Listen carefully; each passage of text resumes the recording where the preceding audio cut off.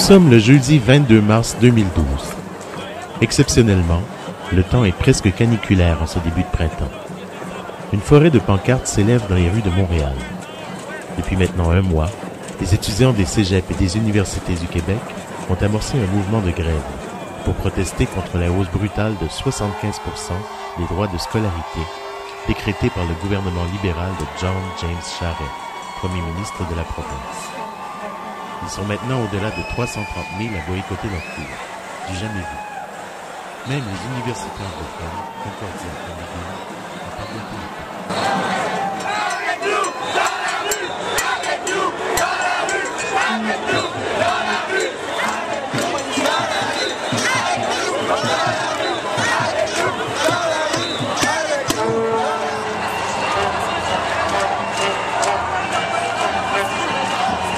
Aujourd'hui, ils seront plus de 200 000 à défiler dans les rues de Montréal, venus de toutes les régions du Québec, principalement des étudiants, mais aussi des professeurs, des parents et des sympathisants.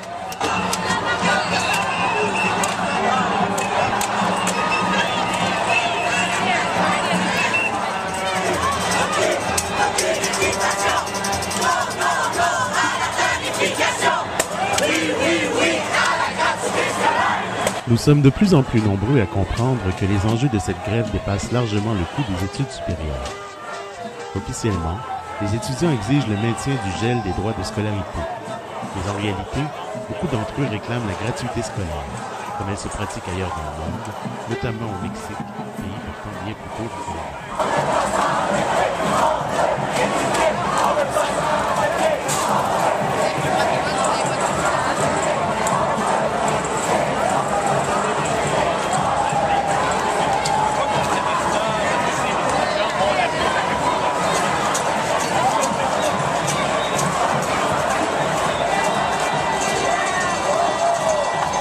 Disent non à la marchandisation de l'éducation. Non à l'université au service de la technocratie et des grandes entreprises. Non à une conception de la société comme un vaste marché où tout s'achète et se vend. Ils nous rappellent ce qui devrait être pour tous une évidence. Un peuple qui s'instruit est un peuple qui s'instruit.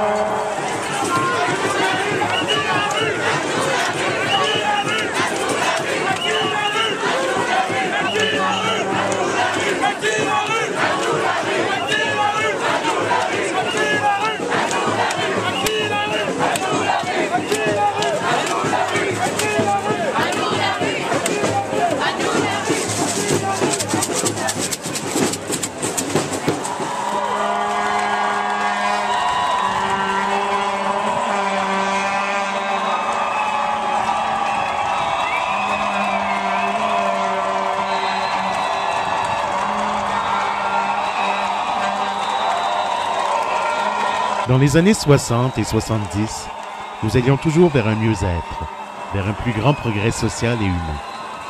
Les taxes et les impôts étaient conçus de manière à ce que chacun paie sa juste part, dans le sens d'un meilleur partage des richesses. Depuis, un grand vent de néolibéralisme a balayé la planète.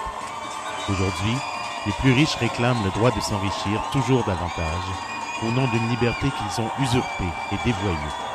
Et c'est aux plus pauvres qu'on commande de payer leur soi-disant juste part. On nous répète constamment d'être raisonnables, de nous résigner. Nous n'en pouvons plus de nous résigner à ce que notre sort empire.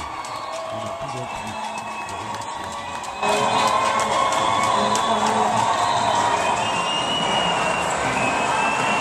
Ils sont beaux, les jeunes de mon pays. Ils sont éveillés, conscients, informés. Courageux aussi. On les insulte, on les menace, on les brutalise, mais ils ne reculent pas. L'un d'eux a même eu un œil crevé par une grenade de la police dans une manifestation la semaine dernière. Qu'importe, il reste debout. Comme le dit si bien l'écrivain Jean Barbe, ils sont en train de nous donner à tous une leçon de démocratie.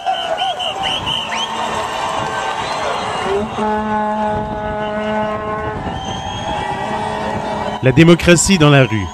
Le seul endroit où elle peut encore s'exprimer. Parce que nos dirigeants ne sont que des pantins aux mains de l'oligarchie. Des pantins qui ne trouvent plus d'argent pour financer l'éducation, la santé, la culture, les programmes sociaux.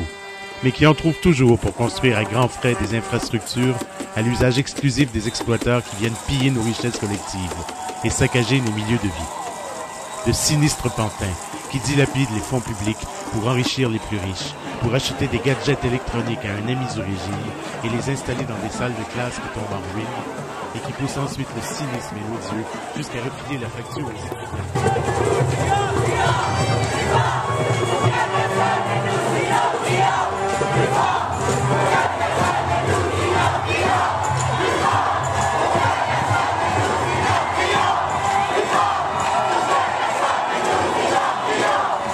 Nous sommes de plus en plus nombreux à comprendre que quelque chose ne fonctionne plus dans ce monde.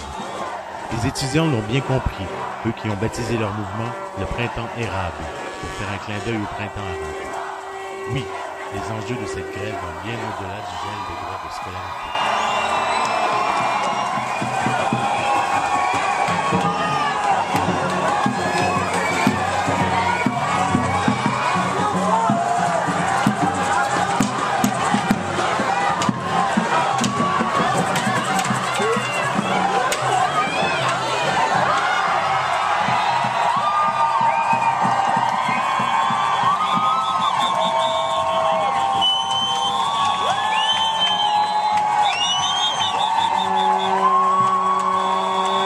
À l'entrée du Vieux-Montréal, les étudiants déploient une immense bannière sur laquelle on peut lire « L'éducation n'est pas à vendre. Oui à la grève générale. » Nos vies, nos âmes non plus ne sont pas à vendre. À quand une grève générale de tous les Québécois, de tous les humains?